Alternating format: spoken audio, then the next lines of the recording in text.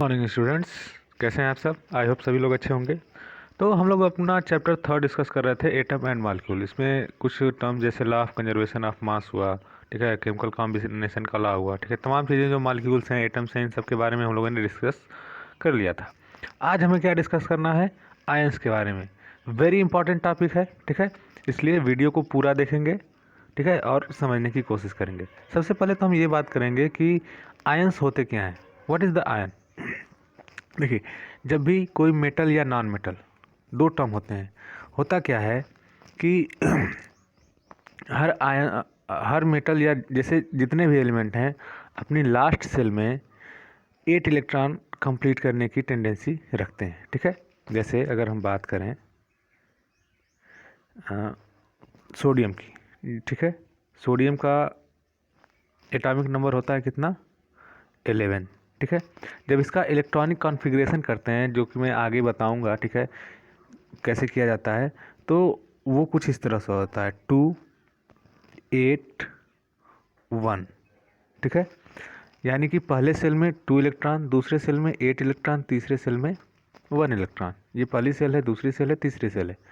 तो होता क्या है, जो भी मेटल होते हैं या नॉन मेटल होते हैं, वो ये सोचते हैं कि हमारे लास्ट सेल में 8 इलेक्ट्रॉन हो, ठीक है। ये अपना ऑक्टेट कंप्लीट करने की टेंडेंसी रखते हैं, ठीक है। अब दो कंडीशन होती है, या तो ये दे सकते हैं, ठीक है, या तो ये डोनेट कर सकते हैं, या फिर ये एक्सेप्ट कर सकते हैं। तो जितने भी मेटल हैं, ठीक है, जितने भी मेटल हैं, ठीक है, ये क्या करते हैं, डोनेट करते हैं, ठीक है। ये डोनेट करते हैं मतलब कि अपनी सेल से एक इलेक्ट्रॉन दूसरे को देते हैं, ठीक है। जबकि जो नॉन मेटल हैं वो क्या करते हैं, एक्सेप्ट करते हैं, ठीक है, वो दूसरे से लेते हैं, ठीक है। ये तो मान लीजिए कि ये वाला समझ में आ गया, ठीक है। अब देखिए, अब हम आगे बात करते हैं, ठीक है, बनते कैसे हैं। हम अब ये देखेंगे कि आयन हमारे बनते कैसे हैं, उसके बाद आपको सारी चीज़ें समझ में आ जाएंगी कि आयन क्या होता है और बनता कैसे है, ठीक है। तो अभी मैंने कहा कि सोडियम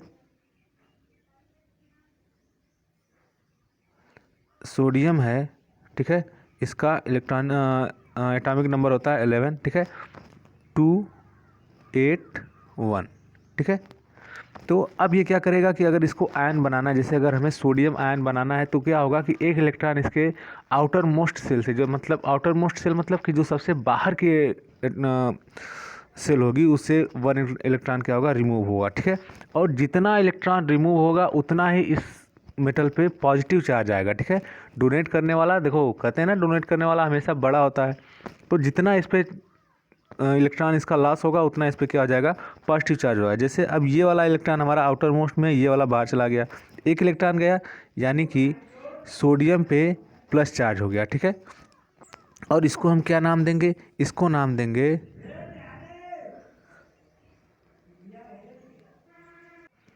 सोडियम आयन, ठीक है। इसको क्या नाम देंगे, सोडियम आयन। आई होप सबको समझ में आ गया होगा। ये तो बात थी किसकी, मेटल की। अगर नॉन मेटल की बात करते हैं, तो सबसे पहले तो इसको इरेज करना पड़ेगा, ठीक है।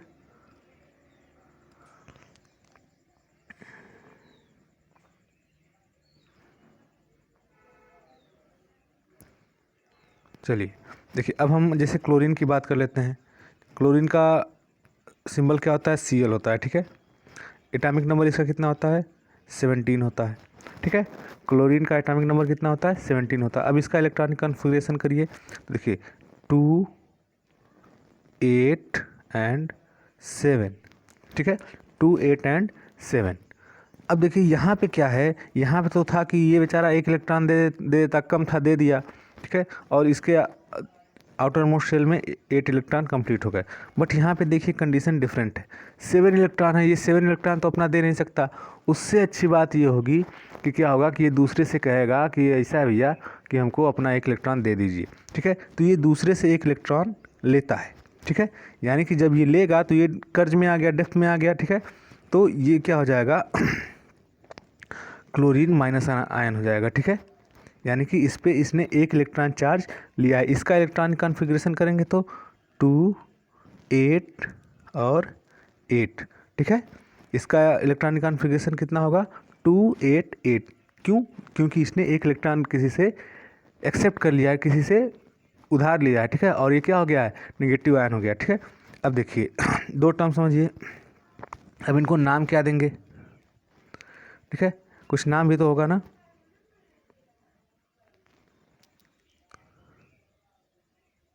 चलिए अब हम इनका नॉमेनक्लेचर कैसे करते हैं। जैसे क्या होगा कि जो भी पॉजिटिव चार्ज होंगे, ठीक है, जो भी पॉजिटिव चार्ज होगा, पॉजिटिव चार्ज को क्या नाम देते हैं, कैटायन, कैटायन, ठीक है। और जो निगेटिव चार्ज होते हैं उनको क्या नाम देते हैं, उनको कहते हैं एनायन, ठीक है। तो ये था आयन का कॉन्सेप्ट, ठीक है। आई होप सबको समझ में आया होगा कि जब कोई मेटल या नॉन मेटल इलेक्ट्रॉन को डोनेट करता है या फिर एक्सेप्ट करता है तो क्या बनाता है, आयंस बनाता है, ठीक है। जो डोनेट करते हैं यानी कि जो पॉजिटिवली चार्ज होते हैं उनको कैटायन कहा जाता है, जो एक्सेप्ट करते हैं यानी कि जो निगेटिव चार्ज होते हैं उनको एनायन कहा जाता है। वेरी इंपॉर्टेंट टॉपिक है, अच्छे से इसको समझ लीजिएगा, ठीक है। चलिए आते हैं अपने टॉपिक पे। तो देखिए वही चीज़ें जो मैंने भी समझाई हैं। Compounds metal and non metal contain charge species, the charge species are known and ion, ठीक है। जो चार्ज होते हैं मतलब कि चार्ज कब होंगे, या तो जब वो डोनेट करेंगे या फिर एक्सेप्ट करेंगे। द चार्ज आयन में consist of a single charge atom और a group of atoms that have net charge of them. An ion can be negatively और positively charge, a negatively charge ion is called an anion. जो negatively charge होते हैं वो क्या होते हैं, एक मिनट रुकिएगा। हाँ, जो निगेटिवली चार्ज होते हैं उनको क्या कहते हैं, एनायन कहते हैं, और जो पॉजिटिवली चार्ज होते हैं उनको क्या कहते हैं, कैटायन कहते हैं, ठीक है। जैसे अभी मैंने सोडियम और क्लोरीन का बताया, ठीक है। चलिए आगे देख लेते हैं।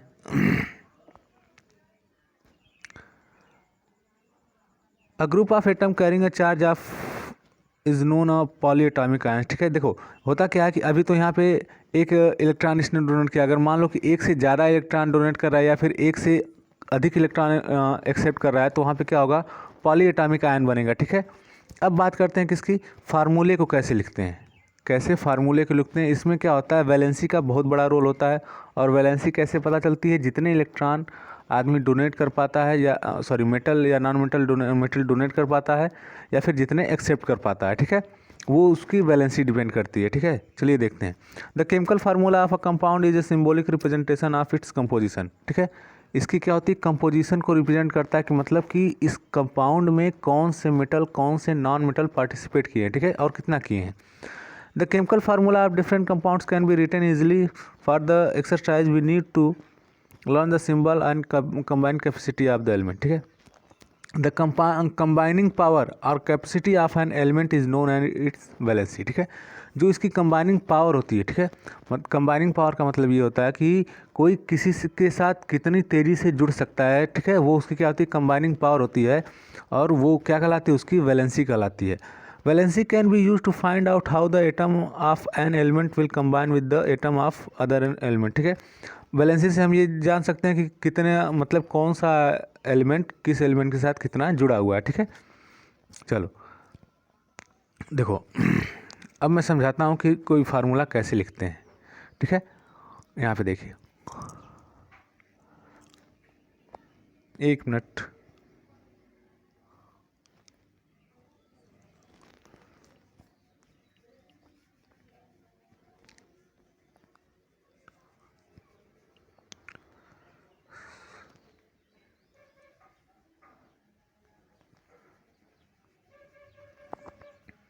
चलिए देखिए, अभी हम लोगों ने समझा था कि जो सोडियम हमारा होता है, ठीक है, उस पर क्या होता है, प्लस चार्ज होता है, यानी कि उसने अपना एक इलेक्ट्रॉन दे दिया, ठीक है। ये जैसे अगर हमारा सोडियम था, ठीक है, तो ये क्या हुआ 281, ठीक है। और जो हमारा क्लोरीन था वो क्या था 287। अभी ये अपने फॉर्म में, ठीक है, अभी ये चार्ज फॉर्म में नहीं हुए। जब ये इस एक इलेक्ट्रॉन दे देगा, ठीक है, मतलब कि एक इलेक्ट्रॉन बाहर चला गया तो यहाँ पे क्या बन जाएगा, Na+, ठीक है। अब जब ये एक इलेक्ट्रॉन यहाँ से ले लेगा, ठीक है, कोई एक इलेक्ट्रॉन इसको दे देगा तो ये क्या बन जाएगा, Cl माइनस।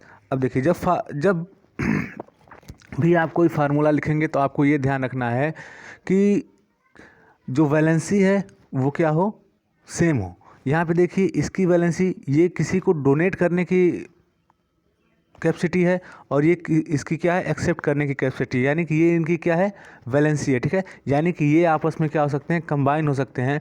ये क्या होता है, देखो एक्चुअली में ऐसा ये होता है कि ये अपना एक इलेक्ट्रॉन डोनेट कर रहा है ऑक्टेट कंप्लीट करने के लिए, इसको एक इलेक्ट्रॉन चाहिए, ये दोनों क्या होते हैं, आपस में कंबाइन हो जाते हैं, ठीक है। और आपस में जब कंबाइन हो जाते हैं तो क्या बनाते हैं, एक कंपाउंड बनाते हैं, ठीक है। तो जैसे कंपाउंड हमारा क्या बनेगा, ये रहा हमारा सोडियम और ये हो गया क्लोराइड। इसको हम नाम क्या देते हैं, सोडियम क्लोराइड या फिर कॉमन साल्ट का नाम दिया जाता है, ठीक है। ये हमारा क्या है, कॉमन साल्ट। अब यहाँ पे देखो क्या होता है कि इसके ऊपर भी एक पॉजिटिव चार्ज है, ठीक है, और इसके ऊपर नेगेटिव। एक पॉजिटिव चार्ज के साथ एक नेगेटिव चार्ज ही जुड़ेगा, ठीक है। ये नहीं कि दो पॉजिटिव के साथ तीन नेगेटिव जुड़ गया या एक नेगेटिव जुड़ गया, दोनों क्या होने चाहिए, सेम होने चाहिए। इस तरह हमें फार्मूला क्या रहना है, लिखना रहता है। यहाँ पे देखिए कुछ आयंस के नाम दिए गए हैं, ठीक है। ये मेटेलिक आयन है और फिर नॉन मेटेलिक आयन है और पॉलीएटॉमिक्स हैं, इनको आप लोगों को लर्न रखना है, ठीक है। और इसमें से मैं बता दे रहा हूँ कि कौन कौन से इंपॉर्टेंट हैं। देखिए सोडियम का, ठीक है, और जिंक कॉपर हो गया, ठीक है। एल्युमिनियम का अमोनियम आयन हो गया, हाइड्रोक्साइड आयन होना चाहिए, ठीक है। फिर ये वाला आपको पूरा लर्न होना चाहिए, ठीक है। ये सब आपको पूरा लर्न होना चाहिए। चलिए आगे देखते हैं। The rule that have you following while writing a chemical formula are as follow. देखो सब अभी मैंने बताया फार्मूले में आपको वैलेंसी सबसे ज़्यादा ध्यान रखनी है। The valency or charge on the ion must balance. Must balance होना चाहिए, मतलब कि एक पॉजिटिव के साथ एक ही नेगेटिव जुड़ेगा, दूसरा नहीं जुड़ेगा, ठीक है। अगर ऐसा नहीं होगा तो उसकी वैलेंसी के हिसाब से उसको हम क्या करना पड़ेगा, कन्वर्ट करना पड़ेगा। When a compound consist of a metal and a non metal the name of symbol of the metal is written first, ठीक है। For example calcium oxide, sodium chloride, iron sulphide, ठीक है। देखो अगर क्या होता है कि अगर कोई किसी फार्मूले में मेटल और नॉन मेटल दोनों हो तो सबसे पहले मेटल का नाम लिखेंगे, उसके बाद नॉन मेटल का नाम लिखते हैं, ठीक है। इन formed with polyatomic ions the number of ion present in the compound is indicated by enclosing the formula of ion in the bracket, ठीक है।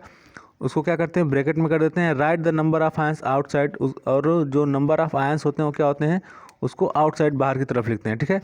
फॉर द एग्जांपल जैसे मैग्नीशियम हाइड्रोक्साइड, यहाँ पे देखो मैग्नीशियम हमारा मेटल है, हाइड्रोक्साइड क्या हमारा आयन है, ठीक है। चलिए अब बात करते हैं, जैसे एग्जाम्पल समझते हैं, ठीक है। तो देखो मैं कुछ रूल बता दे रहा हूँ, उसके हिसाब से आप लोगों को लिखना रहेगा, ठीक है। जैसे भी अगर फार्मूला बनाया जाएगा तो उस रूल के हिसाब से ही बनेगा, ठीक है। जैसे अगर हमें क्या कर दिया जाए कि HCl का फार्मूला बनाना है तो आप HCl कैसे बनाओ। HCl मतलब क्या होता है, हाइड्रोक्लोरिक एसिड, ठीक है। हाइड्रोजन क्लोराइड भी इसको नाम दिया जाता है, ठीक है। बट इसका जो ओरिजिनल नाम होता है क्या होता है, हाइड्रोक्लोरिक एसिड या फिर हाइड्रोजन क्लोराइड, ठीक है। ये हमारे पेट के अंदर भी पाया जाता है, ठीक है। सारा डाइजेस्टिव सिस्टम इसी पे डिपेंड होता है, ये बात ध्यान रखिएगा, ठीक है। तो अगर हमें क्या है कि HCl का फार्मूला लिखना है, ठीक है। तो देखिए ये रहा हमारा हाइड्रोजन, ये रहा हमारा क्लोराइड, ठीक है। जैसे जैसे मैं बता रहा हूँ वैसे वैसे आप लोगों को करना रहेगा, ठीक है। तो देखो सबसे पहले क्या करते हैं कि जो भी हमारा एलिमेंट है उसका सिंबल लिख लेते हैं, ठीक है। उसके बाद क्या करते हैं, उसके नीचे ठीक उसके नीचे उसकी वैलेंसी लिखते हैं। हाइड्रोजन की वैलेंसी क्या होती है, 1, ठीक है। हाइड्रोजन की वैलेंसी 1 और क्लोरीन की वैलेंसी 1। उसके बाद क्या करते हैं कि इसका क्रॉस मल्टीप्लिकेशन करवाते हैं, ठीक है। इसका क्या करवाएंगे, क्रॉस मतलब कि हाइड्रोजन की वैलेंसी क्लोरीन वाले के साथ जुड़ेगी और क्लोरीन की वैलेंसी किसके साथ जुड़ेगी, हाइड्रोजन के साथ जुड़ेगी, ठीक है। और उसके सामने उतना ही नंबर लिखते हैं, ठीक है। इसको कैसे लिखेंगे, H1 Cl1, ठीक है। या 1 नहीं, 1 अगर रहता है तो नहीं भी लिखते हैं, ठीक है। इसको डायरेक्ट हम लोग क्या लिख देते हैं, HCl। ये क्या हो गया, हमारा हाइड्रोजन क्लोराइड हो गया, ठीक है। बात समझ में आ गई, चलिए आगे देखते हैं।